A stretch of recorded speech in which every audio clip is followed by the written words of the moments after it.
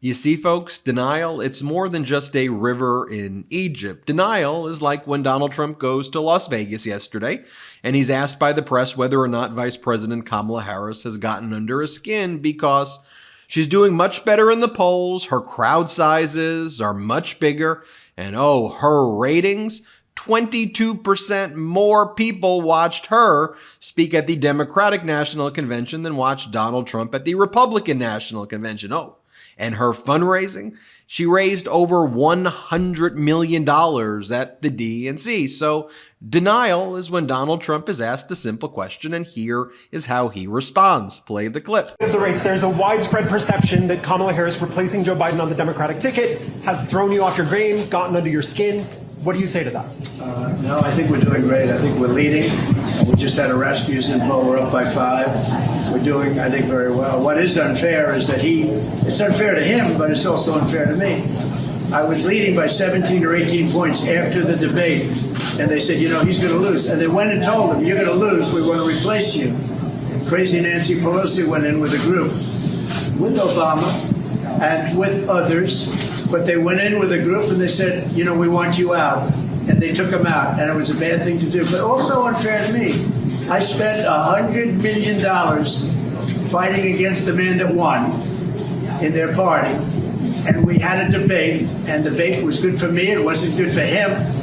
And then all of a sudden they take him out and they put somebody new in that never got a vote. She didn't get a single vote.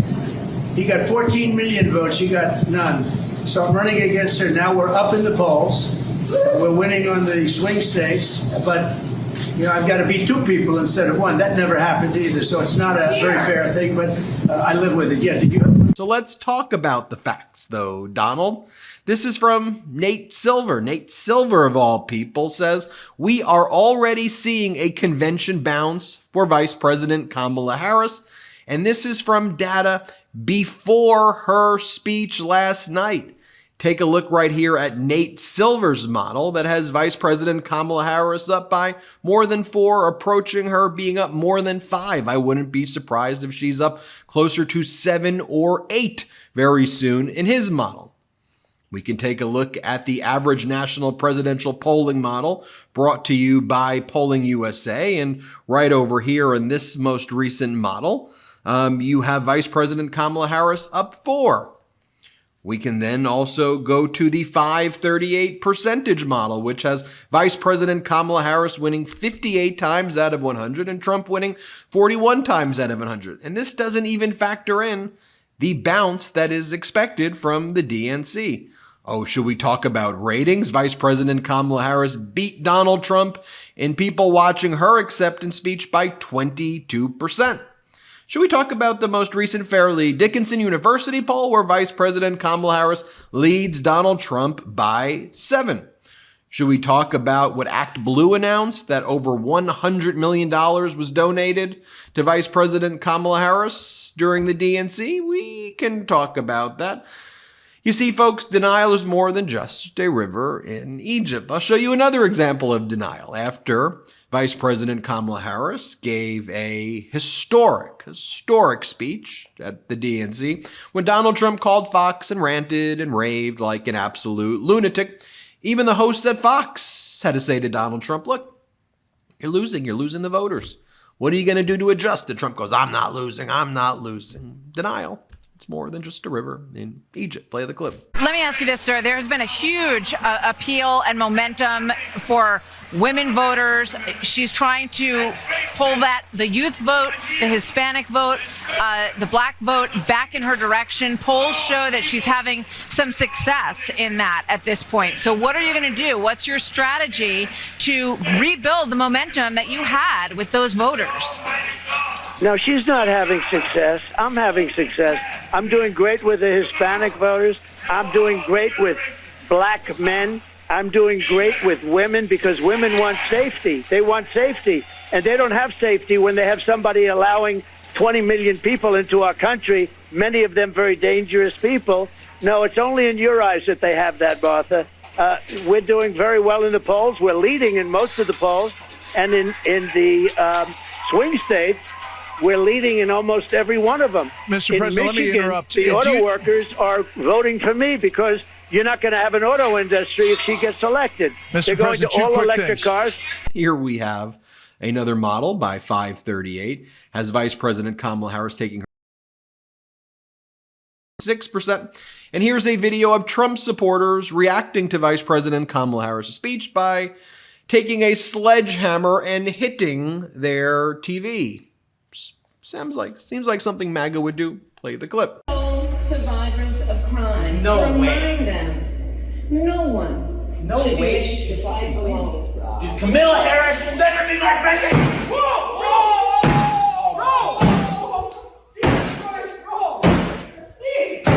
Now, one of the moments that I think is, well, this is my favorite moment, one of my favorite moments, a lot of great moments at the DNC, is this portion on how to pronounce Vice President Kamala Harris's name. Let's just take a look right here. Play this clip. Okay, so listen. It's come to my attention that there are some folks who struggle or pretend to struggle with the proper pronunciation of our future president's name. So, hear me out. Confusion is understandable. Disrespect is not. So tonight, we are going to help everyone get it right. Here to help me are some very special guests.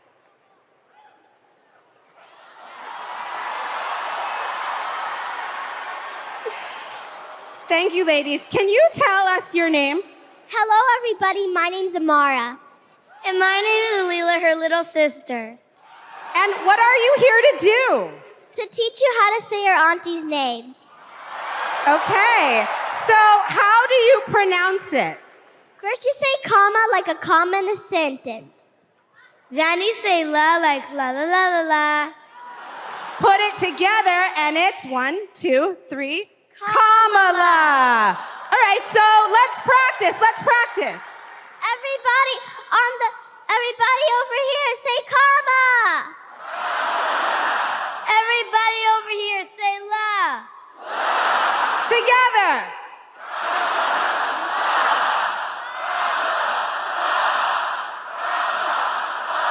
For president! So Donald, you can say you want to call her whatever name you want to, but when you see children acting more mature than you, I think it speaks volumes. So I think those children acted mature. But let's take a look at how you act. Play the clip. Radical, liberal, Kamala Harris gets in. And by the way, there are numerous ways of saying her name. They were explaining to me, you can say Kamala, you can say Kamala. I said, don't worry about it. It doesn't matter what I say. I couldn't care less if I mispronounce it or not. I couldn't care less. Some people think I mispronounce it on purpose, but actually I've heard it said about 7 different ways. There are a lot of ways. There are a lot of. And so, as I've always said before, Donald Trump is exactly how we would teach our children not to act objectively. If someone behaved the way he did in any single aspect, we would not want our kids to behave that way. Let's take a look about other things where I think that there's major denial. Donald Trump's running mate, J.D. Vance.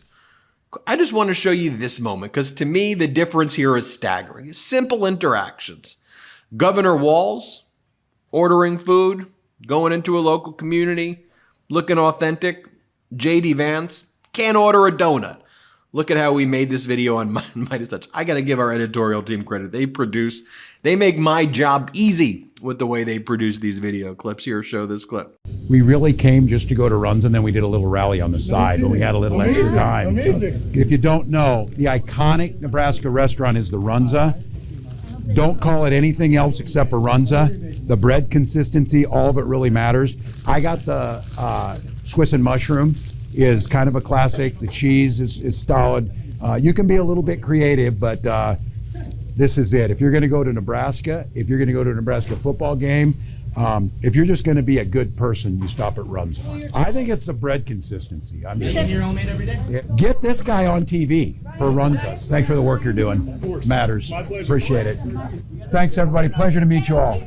Wow. The zoo has come to town. Thank you for letting us come in here. Yes, sir. Yeah. I'm sorry, man. Okay, yeah.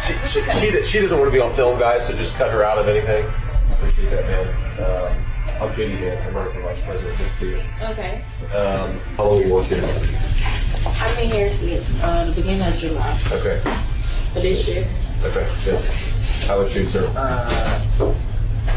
Almost 2 years. Okay, good. Just everything, yeah. I mean, a lot of glazed here, some sprinkle stuff, some of these cinnamon rolls, just whatever makes sense. How long has this place been around? About 4 years. About 4 years? Okay. How long have you been here? A little over 6 months. Okay, good. How much do you think you're paying in subscriptions every single month? I think the answer is probably more than you think. Over 74% of people have subscriptions they've forgotten about. I definitely did, like the time I forgot I subscribed to a certain streaming service. But thanks to Rocket Money, I'm no longer wasting money on the ones that I forgot about. You see, Rocket Money, it's a personal finance app that finds and cancels your unwanted subscriptions. It monitors your spending and helps you lower your bills so that you can grow your savings. With Rocket Money, I have full control over my subscriptions and a clear view of my expenses. I can see all of my subscriptions in one place, and if I see something I don't want, Rocket Money can help me cancel it with just a few taps. I love how the dashboard shows me this month's spending compared to last month, so I can clearly see my spending habits. Plus, they'll help me create a custom budget and keep my spending on track. Rocket Money will even try to negotiate lower bills for you by up to 20%. All you have to do is submit a picture of your bill, and Rocket Money takes care of the rest. They'll deal with customer service for you. Rocket Money has over 5 million users and has saved a total of $500 million in canceled subscriptions, saving members up to $740 a year when using all of the app's features. Stop wasting money on things you don't use. Cancel your unwanted subscriptions by going to rocketmoney.com/MeidasTouch. That's rocketmoney.com/MeidasTouch. rocketmoney.com/MeidasTouch. I just want to show you this too. This is the lone pro-democracy voice on Fox, Jessica Tarlov, and she's basically echoing what I'm saying. I may be echoing what she's saying, where she says, can we just take a look at the facts here? The raw, hard numbers here? Play the clip. Vegas, and the evidence of how well she did was in cold, hard facts. In ratings, Trump's favorite thing, 22% up from Donald Trump's acceptance speech, 7.2 million raised between 11 p.m. and midnight. Over the course of the entire week, Act Blue says over $100 million came in for Democratic candidates, organizations. There was a panel of undecided Pennsylvania voters, a focus group, 8 of them in there. 6, after watching the speech, are now going with Kamala Harris. Those are all hard facts that show that she did a really good job. We know about the enthusiasm being up. We know about the polls going in her direction. Love that clip right there. Love that clip right here. And then so yesterday, Donald Trump continued to rant and rave like a lunatic. He spoke earlier in the day in Vegas. Later in the day, he spoke in Arizona. And it was the same shtick. Barack Hussein Obama's mean to me. Michelle Obama's mean. They're mean to me. They're mean. They're being mean. Here, play the clip. No, they get bored. Like Barack Hussein Obama got far fewer votes the second time, and he won. He won. Have you heard of him, Barack Hussein Obama? Remember Rush Limbaugh? Barack Hussein Obama. He was nasty to me. You know, he was nasty. Michelle was nasty. They're all nasty. Nasty people. They were very nice. I was surprised. I thought he was, and I was sort of nice to him. I said, no, you know, I like him. Good. It didn't matter. They were nasty to me. And, of course. Come on, grow up. Behave like an adult. Speaking of which, this is the part where Donald Trump's in Glendale, Arizona, and he literally kicks the veteran police officer off stage for talking too long. Look how pissed off Trump gets when this guy is talking too long. Again, this is the head of the one of the Arizona police unions. Play the clip. Flowing into this country at an alarming rate, with only 5% being intercepted at the border. Okay. Sorry.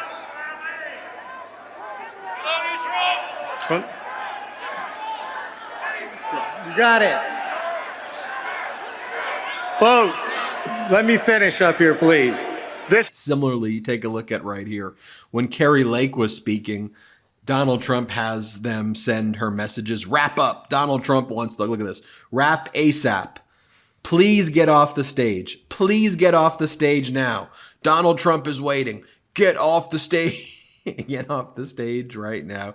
You can't make this stuff up. So, I guess you got to say, like, well, what is Fox doing about this? One of their new things that they're doing is they're going, Governor Walz, is he being groomed by China? Is Governor Walz being groomed by China? Come on, play this clip. And has China been grooming Tim Walz? Well, we're trying to find out exactly what the FBI has on Tim Walz with respect to China. Everyone in business knows that China steals our intellectual property. They steal our patents. They manipulate their currency. They do anything they can to have a competitive advantage in business. Those of us in government know that China has done everything they can to disrupt and corrupt our U.S. government. The way we operate, we know that they have tried to groom people in the military. We know that they've created police spy stations in the major cities, in the blue cities all around the United States. We know a lot of this activity is based out of Minnesota. We know that Tim Walz has made several trips during his life to China. We know he spent a year there. We know he went on his honeymoon there. Like, aren't these tactics so transparently amateurish at this point? Like, doesn't it look like stop doing Kim Jong-un in America? Stop doing this North Korea crap here in the United States of America. Like, we're so much better than that here. And it's so wild to see that. So I figure I'll show you this clip right here, because to me, this represents some of the best of America, some of the best of our country. Vice President Kamala Harris, play this clip. We must be worthy of this moment. It is now our turn to do what generations before us have done, guided by optimism and faith, to fight for this country we love, to fight for the ideals we cherish, and to uphold the awesome responsibility that comes with the greatest privilege on earth, the privilege and pride of being an American.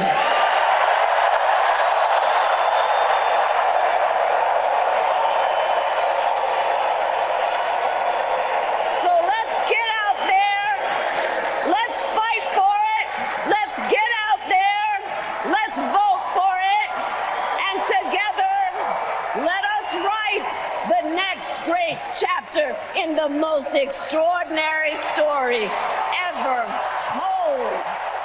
Thank you. God bless you, and may God bless the United States of America. Thank you all.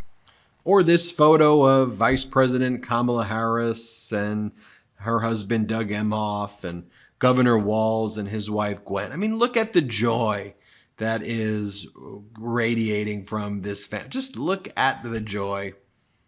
I'll share this with you as well. This is Adam Kinzinger. Here's what he had to say. Play the clip. Independents, people on the fence or undecided who were out there in the television audience listening. What do you think the impact of her speech is tonight? I thought her speech was good. Here's actually really good. But here's what I thought was interesting is Donald Trump has ceded so much ground that used to be traditionally Republican ground. So let's talk about national defense, Ukraine.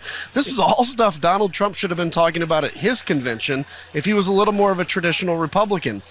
Kamala came in and took that ground. I mean, she wasn't scared to do like kind of the, well, we don't want to get to. She took the ground on immigration. She reminded people that he tanked the immigration bill. She took the ground on Ukraine.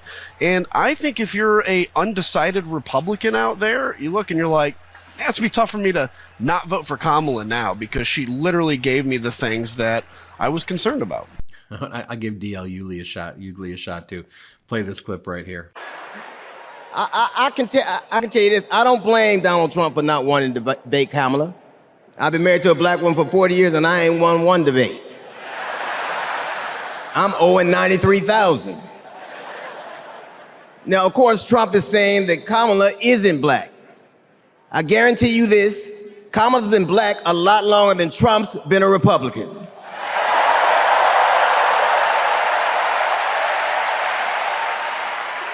And if he keeps sliding in the polls the way he is, The only way he can keep Kamala out of the White House is if he buys it and refuses to rent it to her.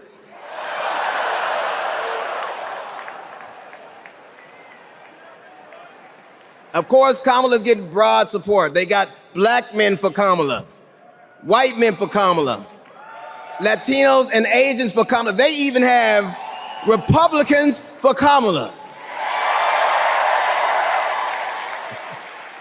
Republicans for Kamala. I guess Donald Trump will finally know what it's like when you get left for a younger woman.